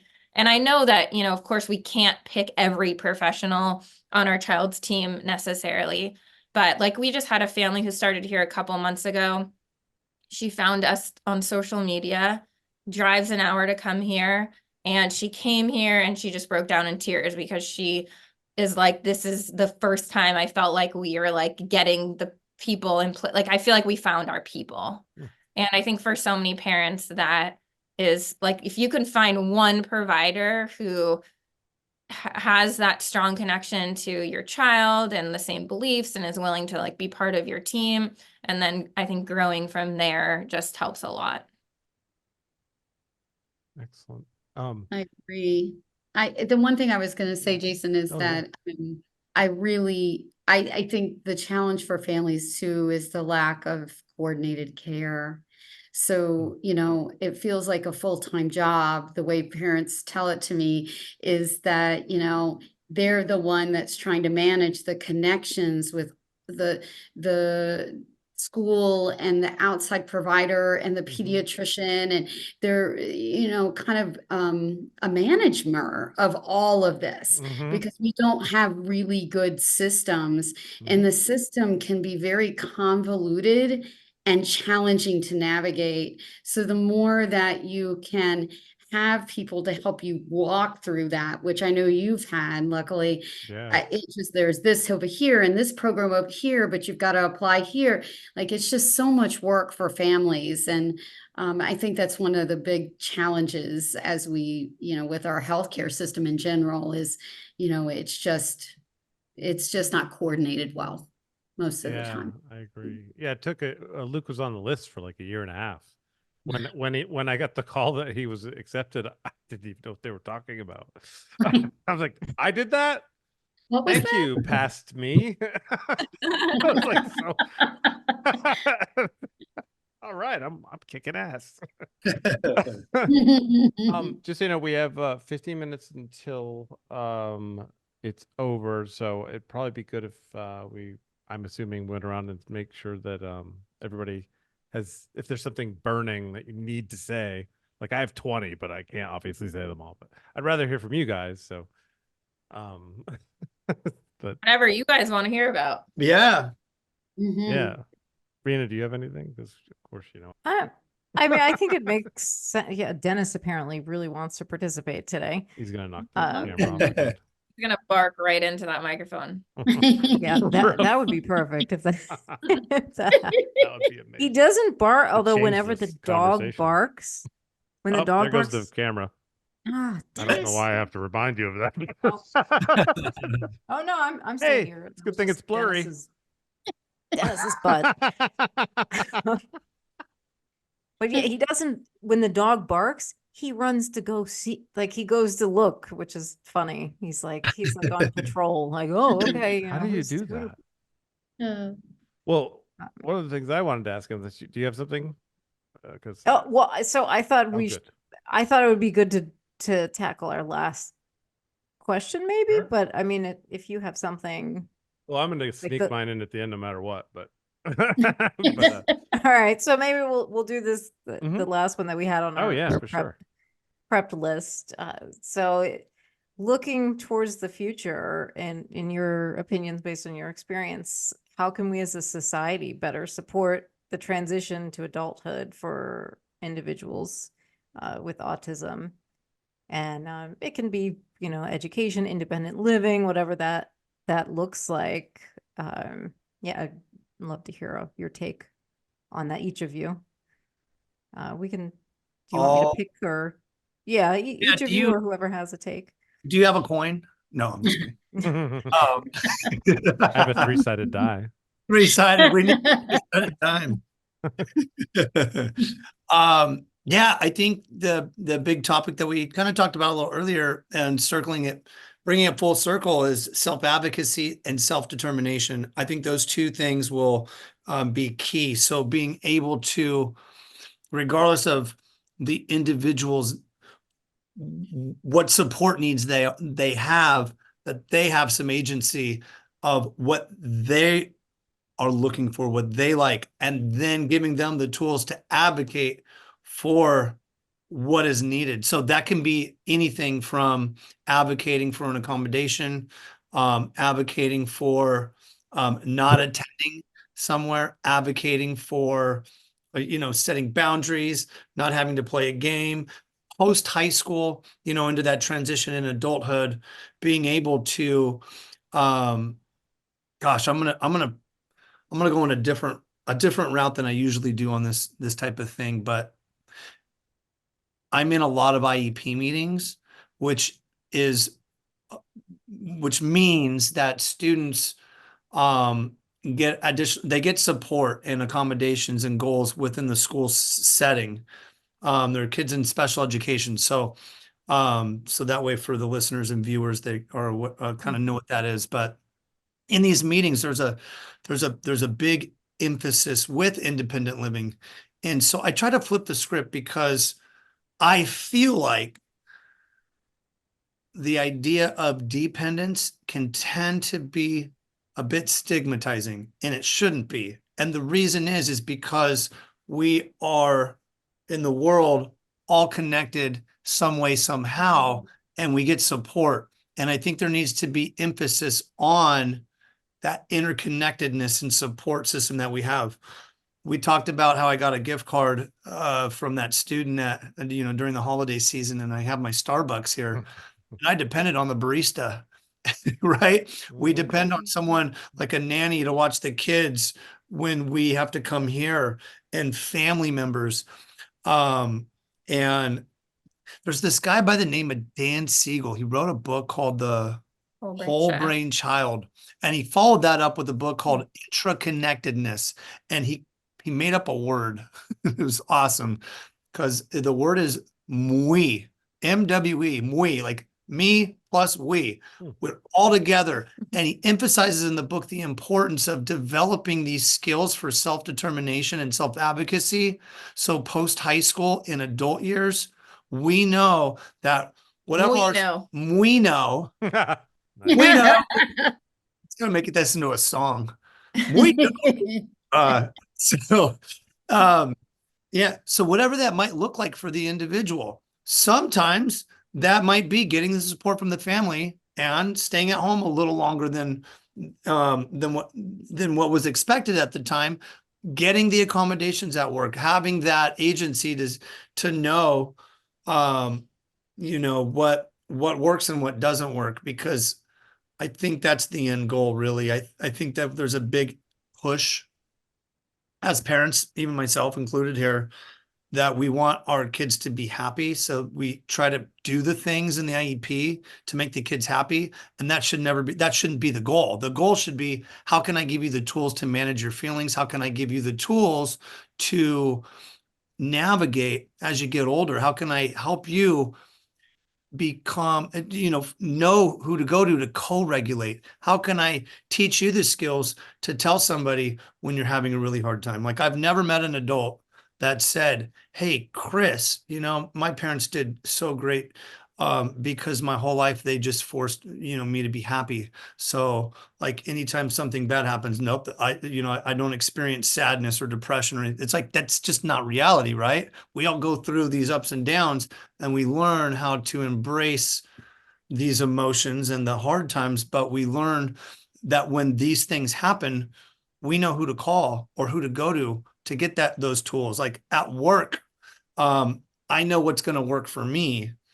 And I think like all of that is what we focus on right now, because the real world's right now.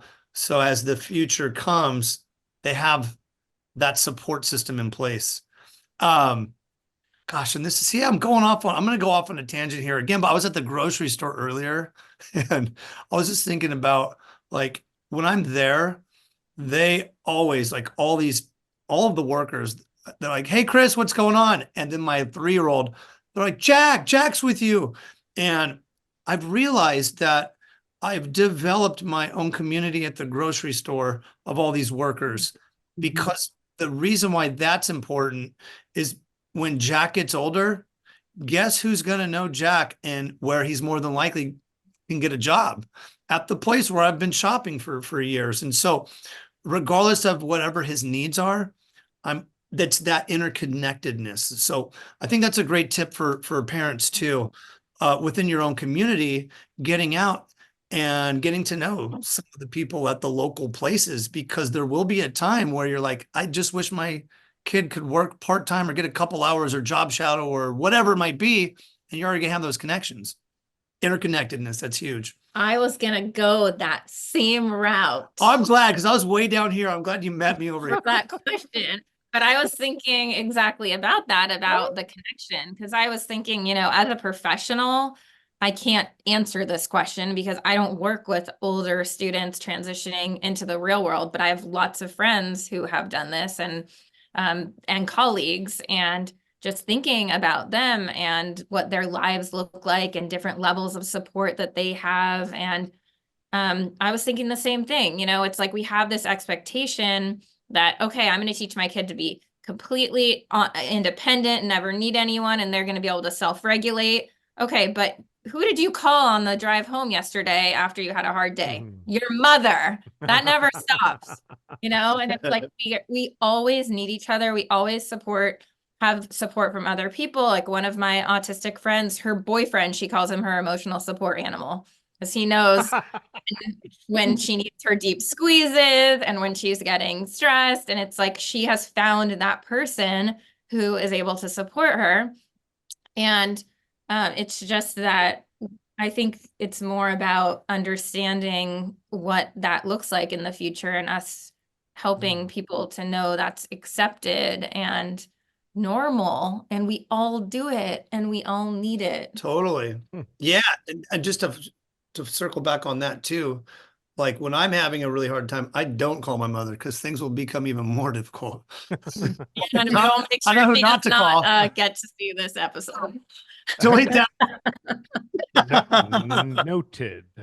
No. But also, just along the lines of employment and like getting to see friends of ours, our autistic friends or neurodivergent friends who are happy in work, are the ones doing the things that they love and they're passionate about, and they have autonomy over their own schedule and their day and where they work from and their hours. And, our view of like what success looks like doesn't have to look one way, and it doesn't have to be that corporate job that none of us here have, but it can be based on the things that really make us feel fulfilled in our life and comfortable.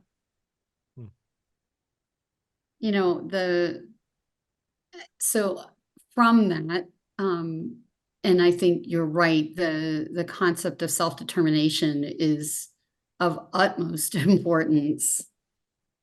I think then once an individual and the family have a sense of what they want to do moving forward into the future, the challenge for families is that, how do I get them there?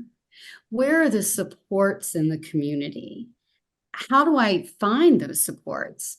And, I have a, well, he's now a young man. He was 2 when I first saw him in therapy, and he's amazing, amazing young man who struggles with significant anxiety. It's impactful on his ability to move forward into work and all of these other things. And this is a family of means and a very well-connected family in the community, and still struggles to find what are the right supports in place to get him to his goal, right? And so I think for adults, that is probably one of the biggest challenges that we have, is that, once students leave the public school system and have all of those supports, it's harder to find those supports after you leave, and families really struggle.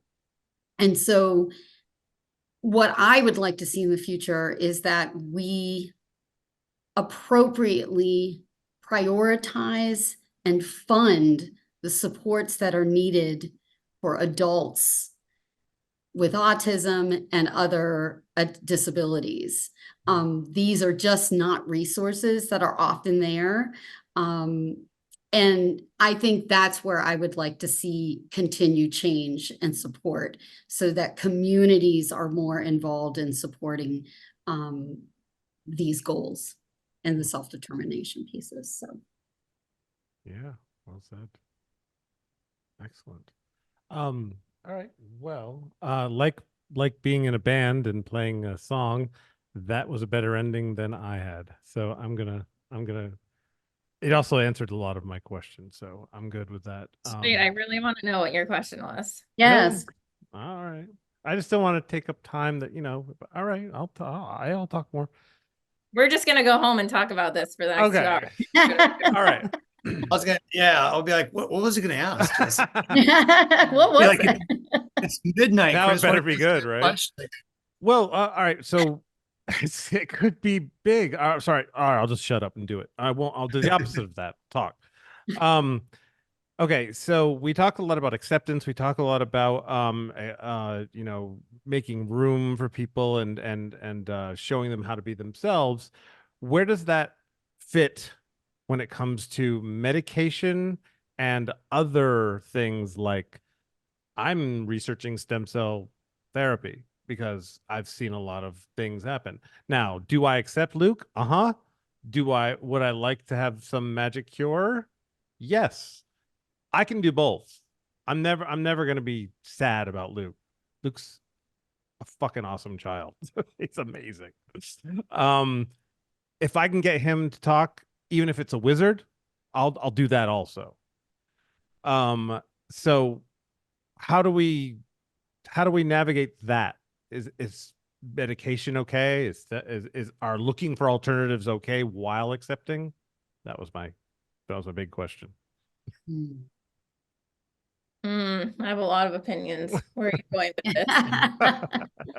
yeah, my gosh, I don't know where I'm gonna go with it. I was medicated. I'm not now, but I had to learn over the years, like, what are some of the things on why I was medicated, and what are the things that can help me manage certain things. And so I truly think that it's like our fingerprints, right? What works for one person might not work for the next. Mhm. I think that there's definitely a place for medication for certain needs, but I just don't have the knowledge or the insight of Mhm. yeah. So I just think, honestly, on my perspective and my own opinion and point of view, is that's like the dynamics within the family of what could work and what couldn't. But I always think that that there are also certain ways and alternative ways that can also help support reduce things. So like, let me give you an example. If there's anxiety happening, then we can try to pinpoint what's creating the anxiety in certain situations. And if it's anxiety due to sensory because of loud sounds, bright lights, a lot of people, then we can come from a place of saying, okay, well, then rather than medicating the anxiety based on the sensory needs, yep, Jayson's got it. Yeah. We find what tools there are to help. But if we don't know what the tools are, that's going to be the challenge. So yeah, I don't know. I just think with everything in life, honestly, like there's always two things that can be true at the same time. I think that, like, even what you mentioned, I think that, you know, you accept Luke with where he's at right now. You're a loving father, and that's true. And you also would like to have him, you know, have spoken language, if there was a way to do that as If well. there's a way, absolutely. If there's not, let's keep Yeah, going, so that's no what I'm biggie. saying. It's like those things there's multiple truths all within the same thought. Cool. Yeah. Jessie, you Yeah, said I you had a think lot to say. we get a lot of, oh God, the internet's a scary place. And the Uh-huh. thing is that who said this? Was it J.K. Rowling who said, for some to love you, others must loathe you? Yeah. Right. So like Yeah. we can only share what our belief and truth is and hope that we can resonate with other people, and not everyone will always like what you have to say. And that's just the nature of being a human. Mhm. Because we hear so much talk about, like, you know, we'll change the diet and do this and do that, and all of these other things, like go gluten-free, this free, that free, and you know, things will be completely different. And what I've always said to that is, I think eating healthy and getting good sleep and exercising does amazing things for any human. Like, Everybody. it is good for everyone. Of Yep. course, Mhm. like, yes, maybe you're gonna see a child who's a little more like even keel and more regulated if their diet changes and if they start getting exercise. Like, you will see that in me too. Like, you don't want to see the day where he sleeps in and doesn't go to the gym. Right. He's different different. I am.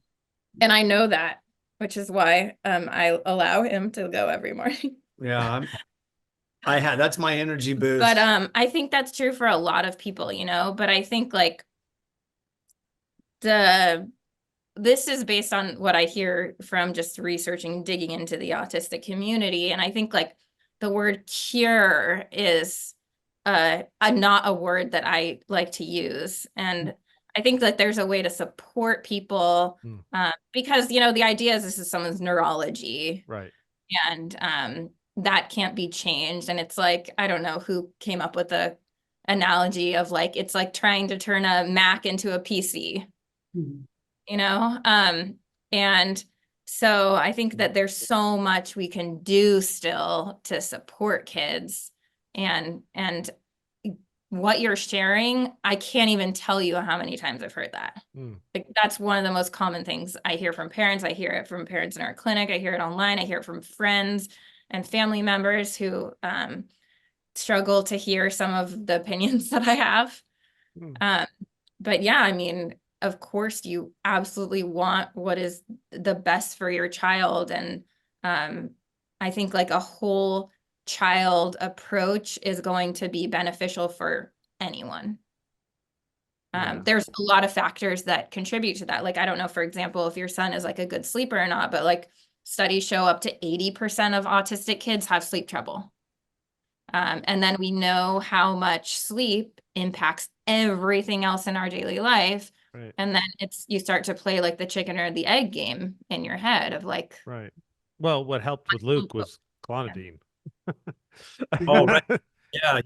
Yeah, and I think like medications, it's just so individualized and personalized to any family. Totally. And I would never make that judgment on a family or for a family. I would never make that decision. Yeah, one thing is not good for everyone. It's right. Yeah. Figure out your own thing, but here's a bunch of options. Yeah, absolutely. I think things like sleep, super important. Mm-hmm. That's definitely a C. What I have seen over the years is a lot of kids medicated for, like, whether it's ADHD or maybe they're autistic, but diagnosed ADHD, maybe they're both. And they grow up to be adults who say, like, I had no friends and was a completely different person because that medication, like, took my personality away. And I can only say that based on personal experience from friends and family members I've known to go through it. But I do think that, like, a lot of what we see that feels like a challenge comes from a sensory place. And that's, like, a huge mission of mine, is to help teach and educate others and learn and try to figure out how can we take more of a proactive approach to sensory regulation and less of a reactive approach. Because right now it's, child has a meltdown, how can we help? Let's put him in the classroom, he's overstimulated, he tries to run out of the classroom, how can we help? When in reality, there's so many, accommodations and ways to teach self-advocacy that can be more of a proactive approach to being able to help that child. And I mean, it's a long game. Yeah, Got to set up better work environments, better school systems, all the above. you're right. Hope, did you have anything to add? I think it truly, as we've said, it's very individualized. I would never, ever make a judgment about a choice that a family makes. And you're lucky to live in a state, Jayson, where it's very conservative in the use of medications, very conservative. It is. And I think that's a good thing. We have especially with young children, you have growing and changing brains, right? And so when we introduce medications into growing and changing brains, we're changing things. So, Right. and that is kind of the attitude of most of the psychiatric community in your state. And, I think, and the other piece of this is as individuals get older, if they're able to kind of be a self-advocate and be able to say, I really do want to take medication. I feel better when I take medication, or I don't want to do this. I don't like the way I feel when I'm on medication. I think that's a really big part of the self-advocacy and the self-determination pieces as well, for any neurodiverse individual. Like Chris, you said, you took medication at one point, you don't take medication now, and that's your choice, right? And, that's just kind of how I view it. But there are some people on the spectrum who feel like their levels of anxiety are at a point that all of the strategies they use have not been helpful, and medication does help, and it's a benefit. So whatever's going to be the thing that, over time, as you've worked through all these different strategies and tried other options, the sensory, all of the other pieces, then that may be a place where medication is helpful. It may not. And one thing I can say about medications, because I've worked in a psychiatric clinic for some time, is that many individuals on the spectrum respond differently to a lot of these medications than you might see someone who has an anxiety or depression or like that. So there just seems to be some differences in the brain chemistry. And so sometimes medication is not actually helpful. It can make it more difficult for people on the spectrum. And so it's a really fine line to walk a lot of times for medications. And most of the psychiatrists know that. So that makes a lot of sense. Yeah. Yeah. It reminds me of when you think about a spectrum, a lot of people think it's like a line, but I always think of it as a sphere, more like, whereas like it's like branches going out in every direction make the person. So how can you take a medication that works for the autism and then expect it to work for this person who's on the spectrum? Because there's so many angles coming in to create this human. Yeah. That's a really good way to describe it, Jayson. It's an interesting. All right. Well, that's great. Rena, did you have anything else? Because I want to respect their time, and I'm Me and Chris are just going to stay on and chat for the rest. Yeah, of we the got- You got all night. Yeah, I just want to say this panel format in the show. This was something that Jayson and I wanted to try with guests, and we picked a topic that was important to both of us. And I think that it really went wonderfully with you Yeah. all. And so I want to thank you for being here. I thought the flow was great, and you each brought something different. So thank you really for participating in our first panel show, and maybe we'll do this again since it went well.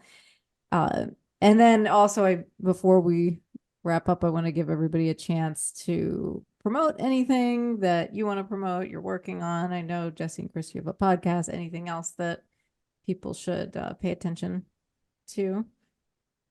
Awesome. What, should I go first? Yeah. Okay, yeah. Well, thank you so much, first of all. And yeah, no, if anyone wants to learn more about sensory and communication, I have a book. It comes out next week, and it's called Ready, Set, Connect. So Nice. Ready, Set, Connect, a sensory-based approach to accelerate communication in autistic children. So all about the sensory communication connection. Very, very excited for that. So readysetconnectbook.com.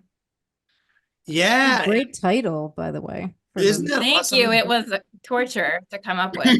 You would know Yeah. the words. Very hard. I love it though. Felt very appropriate though. It flows. I have a global network coming out for families, neurodivergent individuals to connect with therapists, coaches for IEPs. It's going to change the entire world. Nice. And I have an assessment that's a dynamic assessment, neurodiversity assessment, an IEP course, all this good stuff. So if you want information, go onto my Instagram and DM me the word bananas, and that will, you'll be introduced to my AI bot, the speech dude bot. So go on Instagram and inbox me, DM me the word bananas, and you will be taken down a really fun ride for all of that information. Or you can go to speechdude.com.